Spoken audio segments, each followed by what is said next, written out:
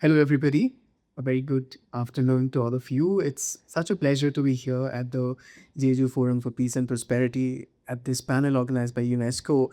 And I would like to present today Dhara, which is a youth led initiative that observes river systems as one of the key entry points into understanding climate change in its immediacy. At the heart of this work lies a simple proposition.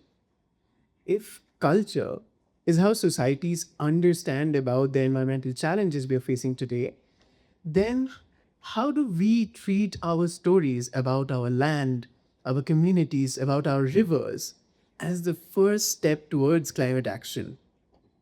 But before I begin, let me take you to where it all started for me. Growing up along the shores of the river Ganga, the longest flowing river in India, I was witness to the impeccable bond of spirituality that the river connected with its inhabitants. After documenting the river for almost 10 years, I had archived the lived experiences of the communities living by its shores, and I also realized there lies an incredible opportunity. You see, in India, river communities possesses generational knowledge about their lived experiences through climate adaptation, but also are at the forefront of the climate change that we are facing today. On the other side of the coin, the youth of India are seeking more and more meaningful experiences to collaborate, co create with the communities, and also partner up for this fight together towards climate action. Dhara was made to bridge these two worlds together. Dhara, in my part of the world, it means flow. And together with these three streams, we have managed to first document, second, learn, and third, advocate for the issues that are facing our Indian rivers. But how do we do it? We do it through a local to global framework, as I like to call it, because of its replicability across any geographical or environmental context. The approach remains the same. We begin very hyper local, we challenge the status quo of the already documented narratives, and then we empower young storytellers to build the archive of the future.